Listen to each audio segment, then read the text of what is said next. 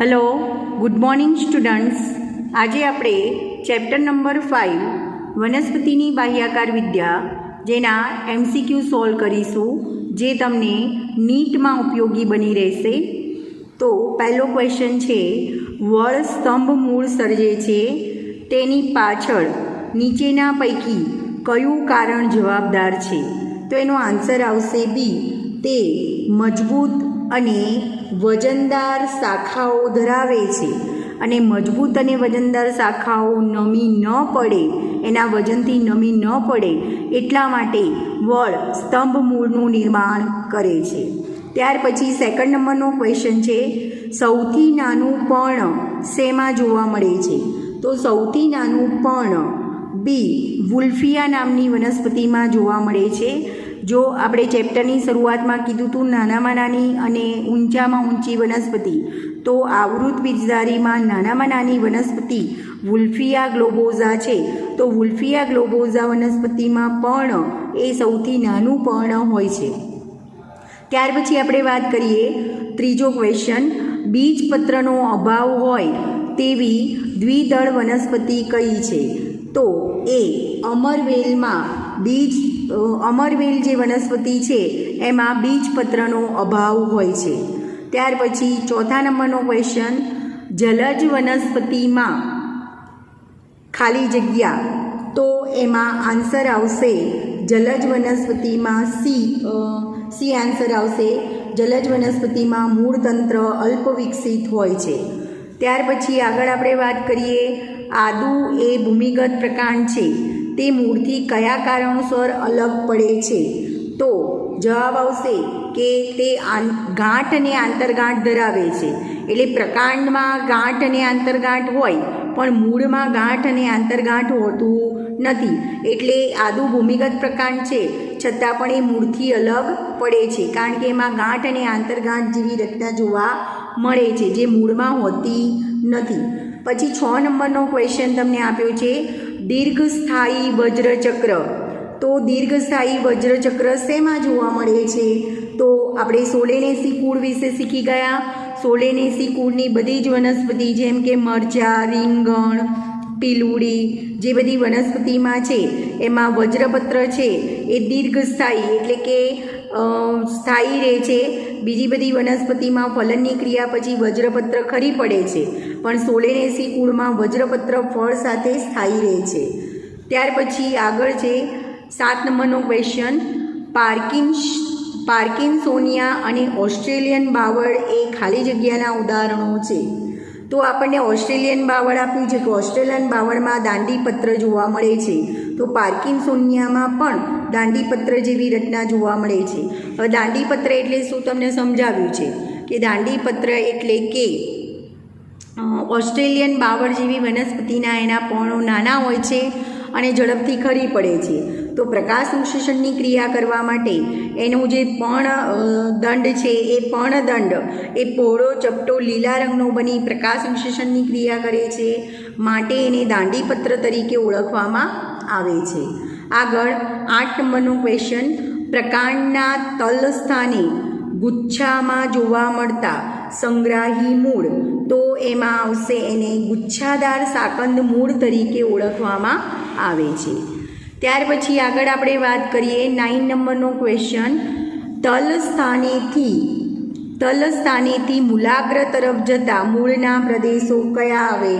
તો તલ સ્થાનેથી એટલે બી, પરિપક્વન પ્રદેશ, વિસ્તરણ પ્રદેશ અને છેલ્લે ટોચ ઉપર વર્ધી પ્રદેશ. તો બી ઓપ્શન આવશે, પરિપક્વન પ્રદેશ, વિસ્તરણ પ્રદેશ અને વર્ધી પ્રદેશ. આગળ 10 નંબરનો ક્વેશ્ચન, ભ્રૂણાગ્રનું બીજું નામ શું છે? ભ્રૂણાગ્રને અધોસ્કંદ તરીકે પણ ઓળખવામાં આવે છે. જલજ કીટાહારી વનસ્પતિ કઈ છે? તો જલજ કીટાહારી વનસ્પતિ અર્કજવર છે. આગળ O2 મુક્ત કરતા મૂળ કયા છે? તો પરિપાચી મૂળ છે એ O2 ઉત્પન્ન કરે છે. પરિપાચી મૂળ એટલે કયા? ગળોના મૂળ પરિપાચી મૂળ કહેવાય, કારણ કે ગળો એ વળવેલ પ્રકારની વનસ્પતિ છે અને એના મૂળ હવામાં લટકતા એમાં મૂળ ઉત્પન્ન થાય છે, અસ્થાનિક મૂળ જે લાંબા પાતળા દોરી જેવા હોય છે, હરિતદ્રવ્ય ધરાવે છે અને પ્રકાશ સંશ્લેષણની ક્રિયા કરી ખોરાક બનાવે છે, તો એને પરિપાચી મૂળ કહેવાય. અને પ્રકાશ સંશ્લેષણની ક્રિયા દરમિયાન એ વાતાવરણમાંથી CO2નું શોષણ કરે છે અને વાતાવરણમાં O2 મુક્ત કરે છે, તો એને પરિપાચી મૂળ તરીકે ઓળખવામાં આવે છે. ત્યાર પછી આગળ વાત કરીએ આપણે. રાવણદાળ યુગ્મ શાકી છે, તો રામબાળ પાસે પણ કંઈક છે. શું છે? રાવણદાળ યુગ્મ શાકી વનસ્પતિનું ઉદાહરણ છે. તો રામબાળમાં પર્ણાગ્રકંડ જોવા મળે છે. પર્ણાગ્રકંડ એટલે પર્ણની ટોચના ભાગે કંટક જેવી રચના આવેલી હોય છે. આગળ 14 નંબરનો ક્વેશ્ચન. કઈ રચના હંમેશા યુગ્મ સ્વરૂપે જ જોવા મળે છે? ઉપપર્ણ. ઉપપર્ણ એ પર્ણતલના ભાગમાંથી ઉત્પન્ન થતા પાર્શ્વ બાજુએ ઉત્પન્ન થતા જોડિયા વૈરુદ્ધભેદ કહેવાય, એટલે એને ઉપપર્ણ તરીકે ઓળખવામાં આવે છે. અને હંમેશા એ જોડમાં જ હોય છે, એટલે કે યુગ્મ સ્વરૂપે હોય છે. આગળ 15 નંબરનો ક્વેશ્ચન. ઉર્ધ્વગામી મૂળ કયા છે? તિવાર અથવા તો રાઇઝોફોરા જેવી વનસ્પતિમાં જમીનની અંદર રહેલા મૂળમાંથી નવા અસ્થાનિક મૂળ ઉત્પન્ન થાય છે, જે જમીનની વિરુદ્ધ દિશામાં વૃદ્ધિ પામે છે, જેને ઉર્ધ્વગામી મૂળ તરીકે ઓળખવામાં આવે છે, અથવા એને શ્વસન મૂળ તરીકે પણ ઓળખવામાં આવે છે. આગળ 16 નંબરનો ક્વેશ્ચન. મૂળ ગોળ ધરાવતી વનસ્પતિ જે ભૂસ્તારિકા દ્વારા પ્રજનન કરે છે, તો મૂળ ગોળ નામની રચના એ જળ શૃંખલા જેવી વનસ્પતિમાં જોવા મળે છે. જેમ આપણે વાત કરી હતી કે મૂળના વિવિધ પ્રદેશોમાં સૌથી ઉપરની તરફ મૂળ ટોપ જેવી રચના આવેલી હોય છે, તો એવી જ જળ શૃંખલામાં મૂળ ગોહ નામની રચના આવેલી હોય છે. અને જળ શૃંખલા એ જલજ વનસ્પતિ છે, જે ભૂસ્તારિકા દ્વારા વાનસ્પતિક પ્રજનન કરે છે. આગળ 17 નંબરનો ક્વેશ્ચન. સિંગોડાના તરતા અસ્થાનિક મૂળ કયા પ્રકારના મૂળ કહેવાશે? એ પરિપાચી મૂળ કહેવાશે, કારણ કે એ પણ પ્રકાશ સંશ્લેષણની ક્રિયા કરે છે. બરાબર. આગળ 18 નંબરનો ક્વેશ્ચન. ડુંગળીમાં ફૂલેલી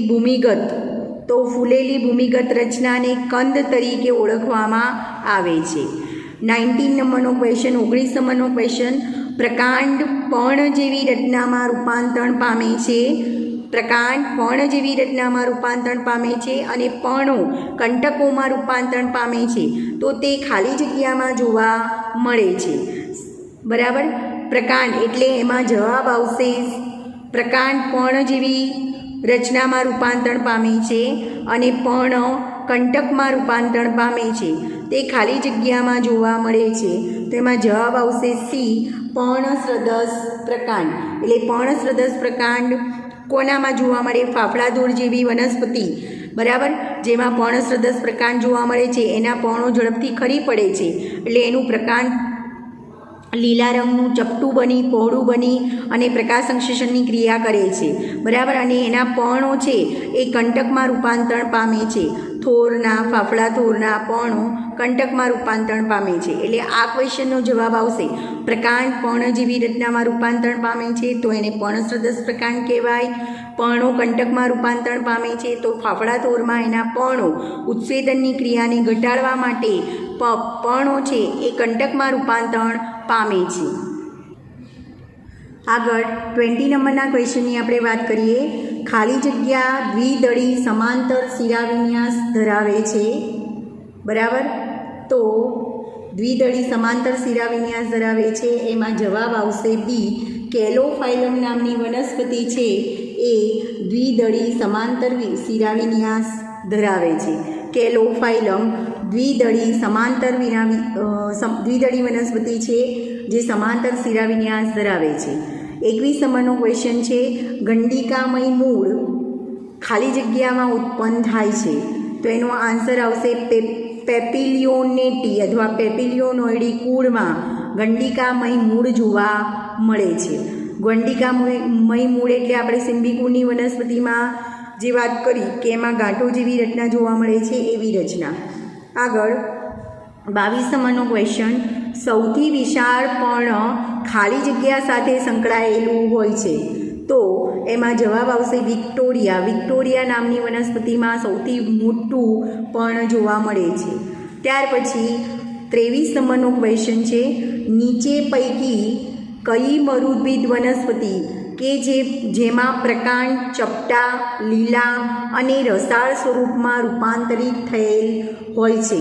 તો એમાં આન્સર આવશે ડી, ફાફડાથોર. એમાં ફાફડાથોર એ મરુદ્ભિદ વનસ્પતિ કહેવાય, કારણ કે શુષ્ક વિસ્તારમાં રણ પ્રદેશમાં ઉગે છે, જ્યાં પાણી ઓછું હોય છે. એના પ્રકાંડ ચપટા, લીલા અને રસાળ સ્વરૂપમાં રૂપાંતરિત થયેલ હોય છે. આગળ 24 નંબરનો ક્વેશ્ચન, એકાંતરિત સન્મુખ ભ્રમિરૂપ પર્ણવિન્યાસનો સાચો ક્રમ કયો છે? તો એનો આન્સર આવશે ચાઇના રોઝમાં એકાંતરિક પર્ણવિન્યાસ જોવા મળે છે, આંકડામાં સન્મુખ પર્ણવિન્યાસ જોવા મળે છે અને લાલ કરેણમાં ભ્રમિરૂપ પર્ણવિન્યાસ જોવા મળે છે. ત્યાર પછી આપણે આગળ વાત કરીએ 25 નંબરના ક્વેશ્ચનની. કળશ પર્ણમાં કળશ એ શાનું રૂપાંતરણ છે? તો કળશ પર્ણમાં કળશ એ સંપૂર્ણ પર્ણનું રૂપાંતરણ છે. એટલે એમ કહી શકાય કે કળશ પર્ણ નામની વનસ્પતિમાં સંપૂર્ણ પર્ણ કળશમાં રૂપાંતરિત થાય છે. આગળ 26 નંબરનો ક્વેશ્ચન, કઈ વનસ્પતિ યુગ્મ પર્ણિકાનું રૂપાંતરણ દર્શાવે છે? તો બી, નખવેલ અને વટાણામાં યુગ્મ પર્ણિકા જોવા મળે છે. આગળ 27 નંબરનો ક્વેશ્ચન, કોઈ એક વનસ્પતિના પ્રકાંડના આડાછેદમાં વાહી ફૂલ વિખરાયેલા હોય તો એ જ વનસ્પતિમાં બીજી કઈ લાક્ષણિકતા જોવા મળશે? તો એનો આન્સર આવશે એ સમાંતર શિરાવિન્યાસ. હવે આપણે એકદળી વનસ્પતિની વાત કરી. એકદળી વનસ્પતિમાં એક લાક્ષણિકતા એ છે કે સમાંતર શિરાવિન્યાસ એમાં જોવા મળે છે. પણ આ જ એકદળી વનસ્પતિમાં આના પછીના ચેપ્ટરમાં, છઠ્ઠા ચેપ્ટરમાં સમજવાનું છે કે એમાં વાહી ફૂલ જે હોય છે, જે જલવાહક પેશી અને અન્વાહક પેશી ધરાવે છે, એ વાહી ફૂલ વિખરાયેલા હોય છે. એટલે કે એના પ્રકાંડના આડાછેદમાં વાહી ફૂલ આડા અવડા ગોઠવાયેલા હોય છે, વિખરાયેલા વાહી ફૂલ જોવા મળે છે. તો એ એકદળી વનસ્પતિની લાક્ષણિકતા છે. તો અહીંયા જવાબ આવશે એ સમાંતર શિરાવિન્યાસ. આગળ ઉપહવાઈ 28 નંબરનો ક્વેશ્ચન, ઉપહવાઈ પ્રકાંડ વિરો ધરાવતી ત્રિઅંગી વનસ્પતિ કઈ છે? ઉપહવાઈ પ્રકાંડ વિરો ધરાવતી ત્રિઅંગી વનસ્પતિ કઈ છે? તો એમાં આન્સર આવશે હંસરાજ, જેને નેફ્રોલેપિસ તરીકે ઓળખવામાં આવે છે. એ ઉપહવાઈ પ્રકાંડ ધરાવે છે. 29 નંબરનો ક્વેશ્ચન છે, પ્રકાંડ કંટક એ રૂપાંતરિત શાખા છે, કારણ કે? તો એનું આન્સર આવશે સી, તે કક્ષકલિકામાંથી ઉત્પન્ન થાય છે. સામાન્ય રીતે આપણે એવું કહીએ છીએ કે કક્ષકલિકામાંથી નવી શાખા ઉત્પન્ન થાય છે, પણ કેટલીક વાર કક્ષકલિકા એ કંટકમાં ફેરવાય છે. એટલે એમ કહી શકાય કે પ્રકાંડ કંટક એ રૂપાંતરિત શાખા છે. આગળ 30 નંબરનો ક્વેશ્ચન, સંયુક્ત પર્ણ ધરાવતી આરોહી વનસ્પતિ કઈ છે? તો નખવેલ છે, એમાં સંયુક્ત પર્ણ જોવા મળે છે અને આ વેલા સ્વરૂપની વનસ્પતિ છે, એટલે એને આરોહી વનસ્પતિ તરીકે ઓળખવામાં આવે છે. ત્યાર પછી 31 નંબરના ક્વેશ્ચનની આપણે વાત કરીએ તો વેલામેન પેશી શામાં જોવા મળે છે?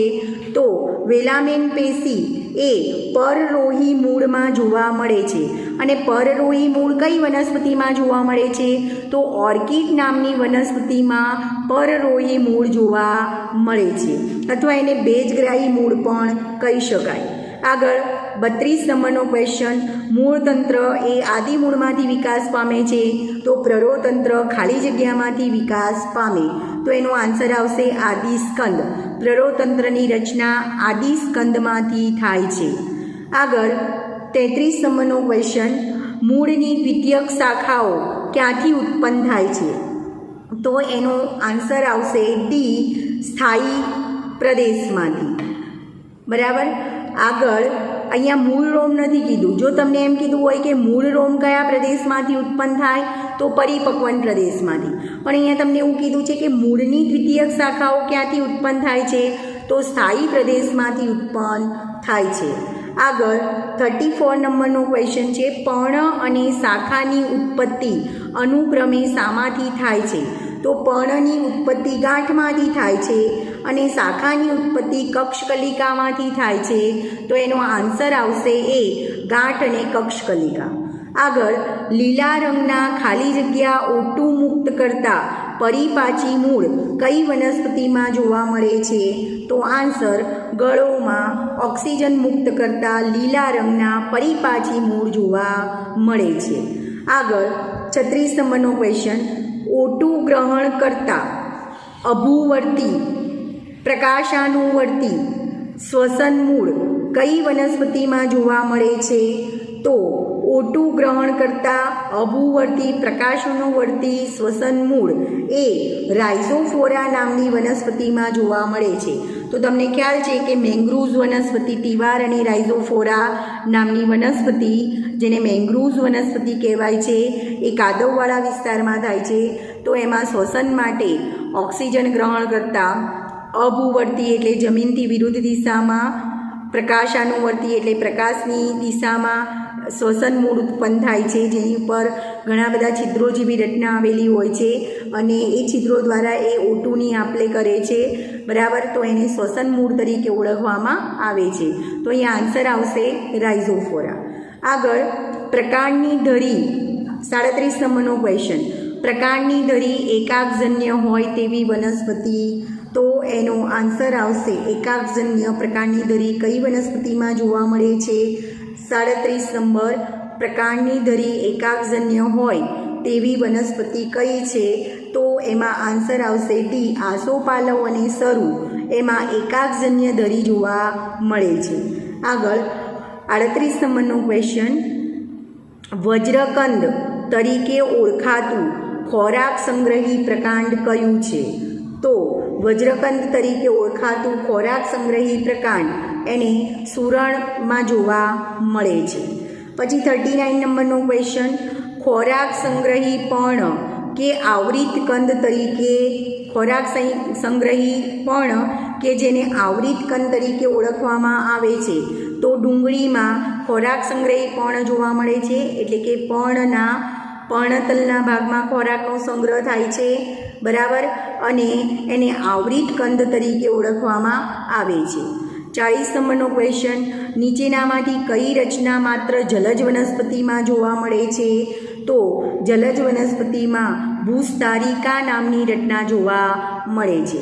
ત્યાર પછી 41 નંબરનો ક્વેશ્ચન, એકશાખી, દ્વિશાખી અને બહુશાખી શાખા વિન્યાસ દર્શાવતી વનસ્પતિ અનુક્રમે કઈ છે? તો એમાં આન્સર આવશે બી, અશોકમાં એકશાખી શાખા વિન્યાસ જોવા મળે છે, ગુલવાસમાં દ્વિશાખી શાખા વિન્યાસ જોવા મળે છે અને ક્રોટોનમાં બહુશાખી શાખા વિન્યાસ જોવા મળે છે. આગળ 42 નંબરના ક્વેશ્ચનની આપણે વાત કરીએ, પ્રકાંડની શાખા પર પર્ણની ગોઠવણી. તો પ્રકાંડની શાખા પર પર્ણની ગોઠવણીને પર્ણવિન્યાસ તરીકે ઓળખવામાં આવે છે.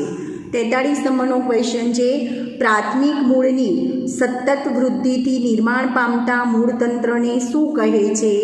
તો એનો આન્સર આવશે એ, સોટી મૂળતંત્ર. ત્યાર પછી 44 નંબરનો ક્વેશ્ચન, નીચેનામાંથી કઈ વનસ્પતિમાં માંસલ મૂળ હોય છે? સતાવરી જેવી વનસ્પતિમાં માંસલ મૂળ જોવા મળે છે. ત્યાર પછી 45 નંબરનો ક્વેશ્ચન, મૂળના રૂપાંતરો એ ખાલી જગ્યા પ્રકારના કહેવાય? તો મૂળના રૂપાંતરો એ મૂળમાં કાયમિક આંતરિક ફેરફારો છે. આગળ 46 નંબરનો ક્વેશ્ચન, ક્રમ ઓળખો કે જેમાં વનસ્પતિ એકાંતરિક, સન્મુખ અને ભ્રમિરૂપ પર્ણવિન્યાસ દર્શાવે છે? તો એમાં એ આવશે, એમાં એકાંતરિક પર્ણવિન્યાસ જોવા મળે છે જાસૂદમાં એકાંતરિક પર્ણવિન્યાસ, આંકડામાં સન્મુખ પર્ણવિન્યાસ અને સપ્તપર્ણીમાં ભ્રમિરૂપ પર્ણવિન્યાસ જોવા મળે છે. 47 નંબરનો ક્વેશ્ચન, કયું રૂપાંતરિત પર્ણ છે? તો એનો આન્સર આવશે ડી, ઉપરોક્ત બધા જ, કારણ કે કળશપર્ણમાં પર્ણ કળશમાં રૂપાંતર પામે છે, વટાણામાં ઉપપર્ણ રૂપાંતરિત કહેવાય, ફાફડા થોરના કંઠ પણ રૂપાંતરિત પર્ણ કહેવાય. તો તો ઉપરોક્ત બધા જ જવાબ આવશે. ત્યાર પછી 48 નંબરનો ક્વેશ્ચન, ઉપપર્ણોનું કંઠમાં રૂપાંતરણ થતું હોય તેવી વનસ્પતિ કઈ છે? તો બાવળ અને બોરડીમાં ઉપપર્ણ કંટકમાં રૂપાંતરિત થાય છે. આગળ, મૂળને અસ્થાનિક કહે છે જ્યારે તે શેમાંથી ઉત્પન્ન થયેલા હોય? તો એમાં જવાબ આવશે સી, ભ્રૂણાગ્રમાંથી. મૂળને અસ્થાનિક કહે છે જ્યારે તે સંગ્રહ માટે રૂપાંતરિત થયેલા હોય. એક મિનિટ, ભ્રૂણાગ્રમાંથી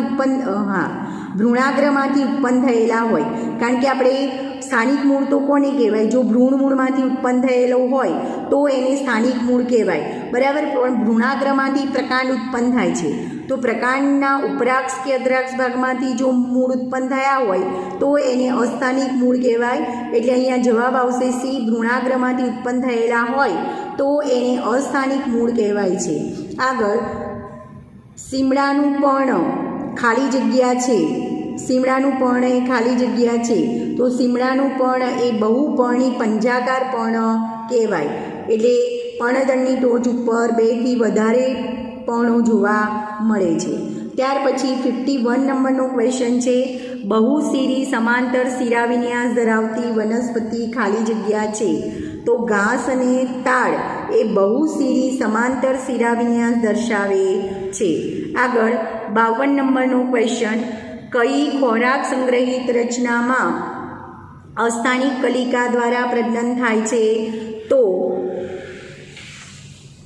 સક્કરિયામાં અસ્થાનિક કલિકા દ્વારા પ્રજનન થાય છે, વાનસ્પતિક પ્રજનન થાય છે. આગળ 53 નંબરનો ક્વેશ્ચન, કયું યુગ્મ પર્ણાગ્રનું રૂપાંતરણ દર્શાવે છે? તો એમાં આન્સર આવશે સી, રામબાણ અને કંકાસણી બંનેમાં પર્ણાગ્ર રૂપાંતરણ પામે છે. રામબાણમાં પર્ણાગ્ર કંટકમાં રૂપાંતરણ પામે છે અને કંકાસણીમાં પર્ણાગ્ર સૂત્રમય રચનામાં રૂપાંતરણ પામે છે. આગળ 54 નંબરનો ક્વેશ્ચન, ખોરાક સંગ્રહી હવાઈ રૂપાંતરણો કયા છે? તો રામબાણ અને કનક એ ખોરાક સંગ્રહી હવાઈ રૂપાંતરણો છે. આગળ આપણે થિયરી સમજાવી કે રામબાણમાં પુષ્પકલિકા અને કનકમાં કક્ષકલિકા પહેલાં ખોરાકનો સંગ્રહ કરે છે અને ત્યાર પછી પિતૃ વનસ્પતિથી છૂટી પડી અને વાનસ્પતિક પ્રજનનનું કાર્ય કરે છે. માટે રામબાણની પુષ્પકલિકા અને કનકની કક્ષકલિકાને પ્રકલિકા તરીકે પણ ઓળખવામાં આવે છે. ત્યાર પછી આપણે આગળ વાત કરીએ 55 નંબરનો ક્વેશ્ચન, નીચેનામાંથી કયું ઉપપર્ણનું રૂપાંતરણ છે? તો એનો આન્સર આવશે બોરડીના કંઠ છે એ ઉપપર્ણનું રૂપાંતરણ છે, બરાબર. એટલે કે અહીંયા એ આન્સર આવશે. એ જ રીતે સ્માઇલેક્સના સૂત્રો પણ છે એ પણ એ ઉપપર્ણના રૂપાંતરણ છે, બરાબર. તો અહીંયા આન્સર આવશે એ અને બી બંનેમાં ઉપપર્ણ રૂપાંતરિત પામે છે. બોરડીમાં ઉપપર્ણ કંઠમાં રૂપાંતરણ પામે છે અને સ્માઇલેક્સમાં ઉપપર્ણો સૂત્રમય રચનામાં ફેરવાય છે. તો આન્સર આવશે એ. આગળ 56 નંબરનો ક્વેશ્ચન તમને આપેલો છે, કઈ વનસ્પતિમાં પર્ણો સૂત્ર, અંકુશ, કળશ અને ફુગ્ગામાં રૂપાંતરિત થાય છે?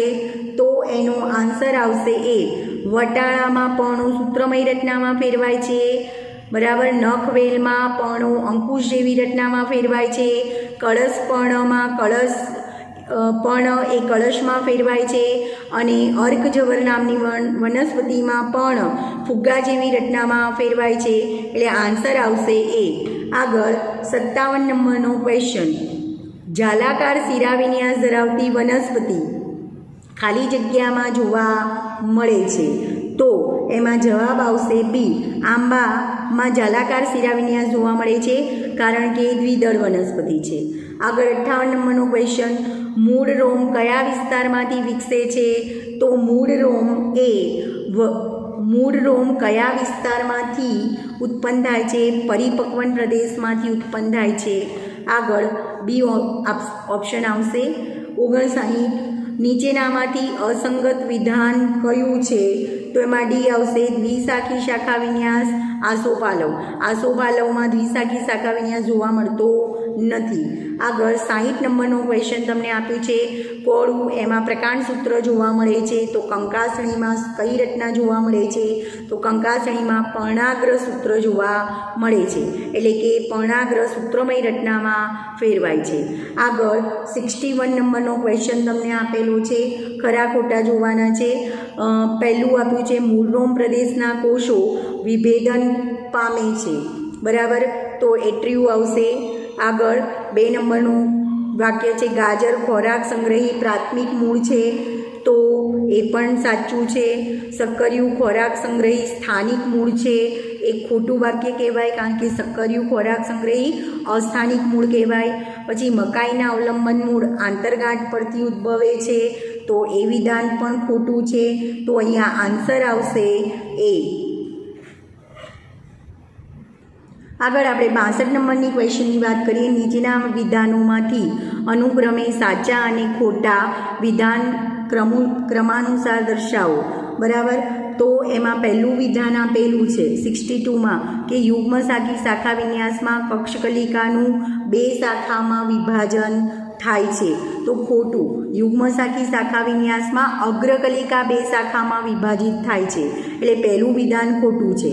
બીજું વિધાન આપ્યું છે પાર્શ્વીય શાખા વિન્યાસમાં શાખાનું નિર્માણ કક્ષકલિકામાંથી થાય છે, તો સાચું।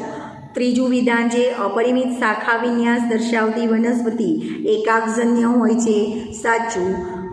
ચોથું વિધાન છે પરિમિત શાખા વિન્યાસ દર્શાવતી વનસ્પતિ અનેકાક્ષજન્ય હોય છે, સાચું, તો તમારો આન્સર આવશે ડી।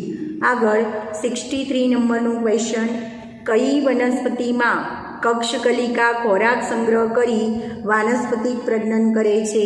તો કનક નામની વનસ્પતિ, જેને ડાયોસ્કોરિયા તરીકે ઓળખવામાં આવે છે, એ પહેલાં ખોરાક સંગ્રહ કરે છે, કક્ષકલિકા ખોરાક સંગ્રહ કરે છે અને પછી વાનસ્પતિક પ્રજનનનું કાર્ય કરે છે। ત્યાર પછી 64 નંબરનો ક્વેશ્ચન આપ્યો છે, નીચેનામાંથી વિધાનોમાંથી સાચો વિકલ્પ પસંદ કરો, તો એમાં આન્સર કયો આવશે? પહેલું વિધાન છે સંયુક્ત પર્ણની પર્ણિકાની કક્ષમાં કક્ષકલિકાઓ આવેલી હોય છે, બરાબર, એ વિધાન સાચું નથી, બરાબર। પછી આગળ કેટલીક સિંબી વનસ્પતિના પર્ણતલમાં પીનાધાર જોવા મળે છે, સાચું। પીનાધાર વિશે મેં તમને સમજાવ્યું હતું કે કેટલીક વનસ્પતિ જેમ કે સિંબી વનસ્પતિ છે એમાં પર્ણતલ ફૂલેલા મણકા જેવી રચના કરે છે, જેને પીનાધાર તરીકે ઓળખવામાં આવે છે, તો બીજું સેન્ટેન્સ સાચું છે। પછી ત્રીજું સેન્ટેન્સ આપ્યું છે સપ્તપર્ણીમાં પર્ણદંડ લંબાય છે, લીલો બને છે અને ખોરાકનું સંશ્લેષણ કરે છે, એ વિધાન ખોટું છે। આગળ ડી આપ્યું છે જામફળમાં સન્મુખ પર્ણવિન્યાસ જોવા મળે છે, તો એ વિધાન સાચું છે, તો અહીંયા તમારો આન્સર આવશે બી અને ડી વિધાન સાચા છે અને સી અને એ વિધાન ખોટા છે। આગળ 65 નંબરનો ક્વેશ્ચન, પર્ણમાં શિરાઓ શેમાં ઉપયોગી છે? તો પર્ણમાં શિરાઓ પાણી અને ક્ષારનું વહન પણ કરે છે, યાંત્રિક આધાર પણ આપે છે, કાર્બનિક દ્રવ્યોમાં પણ વહન કરે છે, તો અહીંયા આન્સર આવશે ડી ઉપરોક્ત બધા। આગળ 66 નંબરનો ક્વેશ્ચન, પર્ણવિન્યાસ સન્મુખ ચતુષ્ક શેમાં જોવા મળે છે? તો સન્મુખ ચતુષ્ક પર્ણવિન્યાસ 12માસીમાં પણ જોવા મળે છે। ચલો 67 નંબરનો ક્વેશ્ચન છે, કક્ષકલિકાનું સૂત્રમાં અને અંકુશમાં અનુક્રમે રૂપાંતરણ દર્શાવતી વનસ્પતિ ઓળખો। હવે આ ક્વેશ્ચનમાં કક્ષકલિકાનું સૂત્રમાં રૂપાંતરણ કૃષ્ણકમળ નામની વનસ્પતિમાં કક્ષકલિકાનું સૂત્રમાં રૂપાંતરણ થાય છે, પણ નખવેલમાં તો એની પર્ણિકા છે એ સંયુક્ત પર્ણની ટોચની 3 પર્ણિકાઓ છે એ અંકુશ અથવા નહોર જેવી રચનામાં ફેરવાય છે, એટલે ક્વેશ્ચનમાં ભૂલ છે। ક્વેશ્ચનમાં એવું હોવું જોઈએ કે કૃષ્ણકમળમાં કક્ષકલિકાનું સૂત્રમાં અને પર્ણિકાનું અંકુશમાં રૂપાંતરણ દર્શાવતી વનસ્પતિ ઓળખો, તો એમાં જવાબ આવશે સી કૃષ્ણકમળ અને એ નખવેલ। હવે સી અને એ વાળું એકય ઓપ્શન છે નહીં, તો અહીંયા સી અને એ ઓપ્શન હોવું જોઈએ। 68 નંબરનો ક્વેશ્ચન છે, સરળ જાલાકાર પર્ણયુક્ત પર્ણયુક્ત ભ્રમિરૂપ પર્ણવિન્યાસ શેમાં જોવા મળે છે? સરળ જાલાકાર પર્ણયુક્ત ભ્રમિરૂપ પર્ણવિન્યાસ શેમાં જોવા મળે છે? સપ્તપર્ણીમાં જોવા મળે છે. ત્યાર પછી આગળ આપણે વાત કરીએ 69 નંબરનો ક્વેશ્ચન. મૂળ ટોપનો ઉપયોગ જળ શોષણ માટે થતો નથી, કારણ કે? તો એનો આન્સર આવશે બી, મૂળ રોમની ગેરહાજરી હોય છે. આગળ 70 નંબર. વેલામેન પેશી શેમાં જોવા મળે છે? તો એમાં આવશે આન્સર સી, વેંડા જેવા કેટલાક ઓર્કિડના હવાઈ મૂળમાં વેલામેન પેશી જોવા મળે છે. આગળ નીચેનામાંથી કયું લાંબી આંતરગાંઠ ધરાવતા ઉપહવાઈ પ્રકાંડનું રૂપાંતરણ છે? તો એમાં આન્સર આવશે 70 નંબરમાં. નીચેનામાંથી કયું લાંબી આંતરગાંઠ ધરાવતી ઉપહવાઈ પ્રકાંડનું રૂપાંતરણ છે? તો એમાં આન્સર આવશે સી, ભૂસ્તારી નામની રચના. આગળ 72 નંબરનો ક્વેશ્ચન. અળવી એ શેનું રૂપાંતરણ છે? તો અળવી એ વજ્રકંદ કહેવાય. આગળ કયા વિધાન સત્ય છે સમજાવો. 73માં કયા વિધાન સત્ય છે સમજાવો. તો પહેલું વિધાન છે સાંધાવાળા નક્કર ગાંઠ અને પોલા નળાકાર આંતરગાંઠ ધરાવતા પ્રકારને ક્યુડેક્સ સાંઠો કહેવાય છે. તો પહેલું વિધાન ખોટું છે. આગળ એટલે 72 નંબરમાં તમારો જવાબ 73માં તમારો જવાબ બી આવે છે. બરાબર. નગો ટ્રાઇડેક્સમાં પ્રકારની કેટલીક શાખાઓ સીધી હોય છે, તો એ વિધાન સાચું છે. વજ્રકંદ એ ગાંઠામૂળીનું સંકુચિત રૂપાંતર છે, જે વત્તા ઓછા પ્રમાણમાં આયામ વૃદ્ધિ દર્શાવે છે, તો એ વિધાન પણ સત્ય છે. દ્વિશાખી પરિમિત શાખા વિન્યાસ અશોકમાં જોવા મળે છે, તો એ વિધાન ખોટું છે. તો અહીંયા આન્સર આવશે 73માં બી આન્સર આવશે. આગળ 74 નંબરનો ક્વેશ્ચન. તંતુમૂળ શેમાં સક્ષમ હોય છે? તો 74માં જવાબ આવશે તંતુમૂળ એ સ્થાપક મૂળ તરીકે સક્ષમ હોય છે. આગળ શેમાં લાંબા પાતળા કુંતલમય પ્રકાંડસૂત્રો હોય છે? તો એમાં આવશે એ, દ્રાક્ષ અને તરબૂચમાં લાંબા અને પાતળા કુંતલમય પ્રકાંડસૂત્ર આવેલા હોય છે. આગળ આપણે વાત કરીએ 76 નંબરનો ક્વેશ્ચન. માંસલ પ્રકાંડ શેમાં જોવા મળે છે? તો એનો આન્સર આવશે યુફોર્બિયા જેને થોર તરીકે પણ ઓળખવામાં આવે છે, એમાં માંસલ પ્રકાંડ જોવા મળે છે. આગળ 77 નંબરનો ક્વેશ્ચન. વાહક પેશીયુક્ત પ્રકાંડનું રૂપાંતરણ કયું છે? તો વાહક પેશીયુક્ત પ્રકાંડ કંટક છે એ વાહક પેશીયુક્ત પ્રકાંડનું રૂપાંતરણ કહેવાય. આગળ 78. ફાફડા થોરમાં કંઠ એ શેનું રૂપાંતરણ છે? તો ફાફડા થોરમાં કંઠ એ કક્ષકલિકાના પર્ણોનું રૂપાંતરણ છે. આગળ સાચા વાક્યો પસંદ કરો. 79. એમાં કલકમાં પ્રકાંડ હરિત કણોયુક્ત લીલો ચપટો બને છે, સાચું વિધાન છે. લાક્ષણિક પર્ણના 4 ભાગો પર્ણતલ, ઉપપર્ણ, પર્ણદંડ અને પર્ણફલક આવેલા છે, ખોટું છે. લાક્ષણિક પર્ણના આમ જોવા જઈએ તો 3 ભાગો છે, પણ ઉપપર્ણો પણ એમાંથી ઉત્પન્ન થાય છે, નીચેના પર્ણતલના નીચેના તળના ભાગેથી ઉત્પન્ન થાય છે, એટલે સાચું વિધાન કહેવાશે. આગળ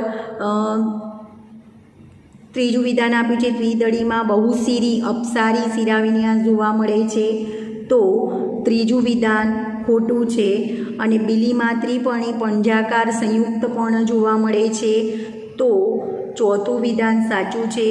બીજમાં સમાવિષ્ટ પર્ણને બીજાણુ પર્ણ કહે છે, ખોટું છે, કારણ કે બીજમાં સમાવિષ્ટ પર્ણને બીજપત્ર કહે છે. અહીંયા આન્સર એ આવશે, પહેલું, બીજું અને ચોથું વિધાન સાચું છે. આગળ આપણે વાત કરીએ 80 નંબરનો ક્વેશ્ચન. 80 નંબરનો ક્વેશ્ચન. પર્ણસદૃશ ઉપપર્ણ એટલે શું? તો એનો આન્સર આવશે બી, જેમાં ઉપપર્ણ પર્ણ જેવા કાર્યો કરે એને પર્ણસદૃશ ઉપપર્ણ તરીકે ઓળખવામાં આવે છે. આગળ 81 નંબરનો ક્વેશ્ચન. સાચા વાક્યો પસંદ કરો. આવરિત કંદમાં બહારના પણતલો શુષ્ક અને ફોતરા જેવા હોય છે, સાચું વિધાન છે. ડુંગળીમાં નખવેલ અંકુશારોહી વનસ્પતિ છે, સાચું વિધાન છે. બોરડીના પર્ણો કંઠમય બની રક્ષણનું કાર્ય કરે છે.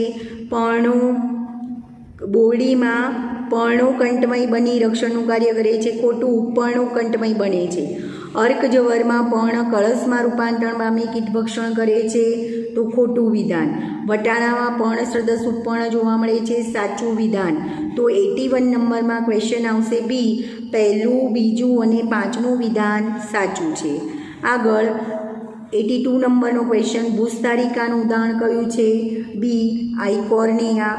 આગળ વિસ્કમ વાંદો શું છે? તો વિસ્કમ વાંદો એ અંશતઃ પ્રકાંડ પરોપજીવી વનસ્પતિ છે. ત્યાર પછી આગળ આપણે વાત કરીએ 84 નંબરના ક્વેશ્ચનની. 84 નંબરનો ક્વેશ્ચન, બટાટાના ગ્રંથિલમાં આંખ એ, તો એનો આન્સર આવશે કક્ષકલિકા કહેવાય. આગળ 85 નંબરનો ક્વેશ્ચન, સંયુક્ત પર્ણ ધરાવતી સૂત્રારોહી વનસ્પતિ કઈ છે? તો એનો આન્સર આવશે બી, સ્માઇલેક્સ. આગળ વટાણા છે, સંયુક્ત પર્ણ ધરાવતી સૂત્રારોહી વનસ્પતિ, એમાં વટાણા આવશે. આગળ સંયુક્ત પીછાકાર પર્ણકંઠ ધરાવતી વનસ્પતિ કઈ છે? તો એમાં આન્સર આવશે બોરડી. આગળ નીચેનામાંથી સાચી જોડ દર્શાવતો વિકલ્પ પસંદ કરો. તો 87માં જવાબ આવશે બી, રાઈમાં એકાંતરિક પર્ણવિન્યાસ જોવા મળે છે, સાચું છે. પછી લીલી બહુપર્ણી પંજાકાર, લીલીની જગ્યાએ અહીંયા બીલી શબ્દ આવે તો એમાં બહુપર્ણી પંજાકાર, કારણ કે બીલીમાં 3 પર્ણ જોવા મળે છે. આંકડો સન્મુખ આચ્છાદિત પર્ણવિન્યાસ, ખોટું. મધુમાલતી દ્વિપર્ણી પીછાકાર પર્ણ, ખોટું. તો અહીંયા આન્સર આવશે બી, પહેલું અને બીજું સાચું છે. આગળ 88 નંબરનો ક્વેશ્ચન, કંઠમય પર્ણ કિનારી શેમાં જોવા મળે છે? તો એનો આન્સર આવશે સી, દારૂડીમાં કંઠમય પર્ણ કિનારી જોવા મળે છે. આગળ 89 નંબરનો ક્વેશ્ચન છે, કીટભક્ષી વનસ્પતિ સામાન્ય જમીનમાં શેની ઉણપ હોય તેવી જમીનમાં ઉગે છે? તો 89 નંબરમાં આન્સર આવશે એ, નાઇટ્રોજન અને નાઇટ્રેટની ઉણપ હોય એવી વનસ્પતિ, એવી જગ્યાએ, એવી જમીનમાં કીટભક્ષી વનસ્પતિ ઉગે છે. આગળ 90 નંબરનો ક્વેશ્ચન, નીચેનામાંથી શું અધોભૂમિક પ્રકારનું રૂપાંતરણ છે? તો એનો આન્સર આવશે ડી, અબૂટી એ અધોભૂમિક પ્રકારનું રૂપાંતરણ છે. 91 નંબરનો ક્વેશ્ચન, મકાઈ અને શેરડીના પ્રકાંડને આધારમૂળ હોય છે, જે પ્રકાંડની નીચેના ગાંઠ ઉપરથી ઉત્પન્ન થાય છે તેને શું કહેવાય છે? એ, અવલંબન મૂળ. આગળ 92 નંબરનો ક્વેશ્ચન, નીચેનામાંથી અસંગત વિકલ્પ પસંદ કરો. તો અબૂદી એ ભૂસ્તારીનું રચના બટેકામાં ગ્રંથિલ જોવા મળે છે, કરમદીમાં પ્રકાંડકંટક જોવા મળે છે, પછી રામબાણમાં પ્રકલિકા જોવા મળે છે. પછી અબૂટી છે, એમાં અબૂદી શબ્દ આપ્યો છે, અબૂદી ના આવે, અબૂટી શબ્દ આવે, તો એ અસંગત વિકલ્પ છે.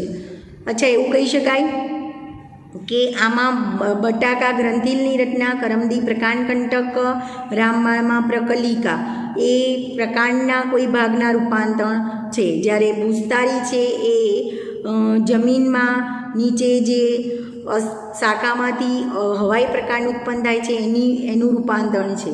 93 નંબરનો ક્વેશ્ચન છે, નીચેનામાંથી અસંગત વિકલ્પ પસંદ કરો. તેમાં ગળો આવશે, બરાબર. આગળ, કારણ કે તિવાર, રાઇઝોફોરા અને એવિસિનિયા એ મેંગ્રુવ્સ વનસ્પતિના ઉદાહરણ છે. 94 નંબરનો ક્વેશ્ચન, અગ્રકલિકા કે કક્ષકલિકાના રક્ષણ માટેની તીક્ષ્ણ રચનાને શું કહેવાય છે?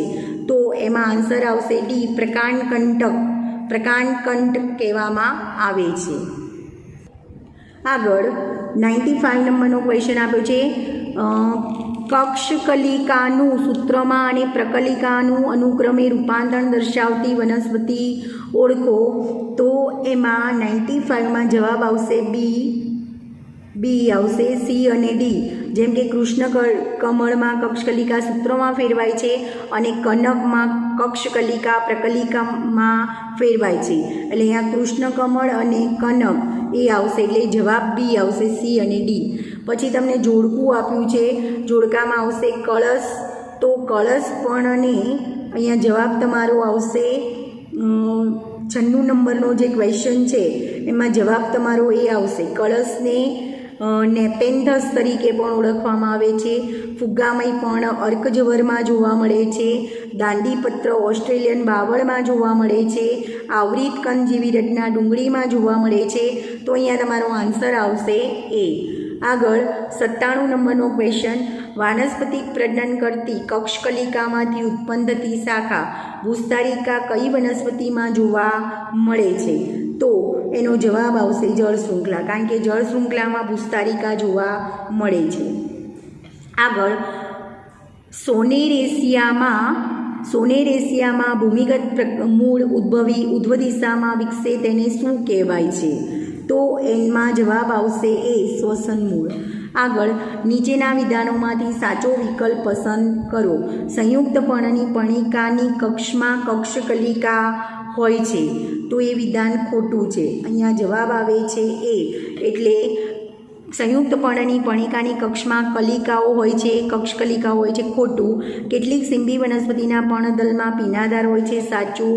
સપ્તપર્ણીમાં પર્ણદળ લંબાય છે, લીલો બને છે અને ખોરાકનું સંશ્લેષણ કરે છે, ખોટું. જામફળમાં સન્મુખ પર્ણવિન્યાસ જોવા મળે છે, સાચું. તો અહીંયા જવાબ થશે બી અને ડી વિધાન સાચું છે, એટલે 99 નંબરના ક્વેશ્ચનમાં એ આન્સર આવશે. આગળ નીચેનો 100 નંબરનો ક્વેશ્ચન છે, નીચેનામાંથી કયું લાંબી આંતરગાંઠ ધરાવતા ઉપહવાઈ પ્રકારનું રૂપાંતરણ છે? ભૂસ્તારીમાં લાંબી આંતરગાંઠ ધરાવતા ઉપહવાઈ પ્રકારનું રૂપાંતરણ છે.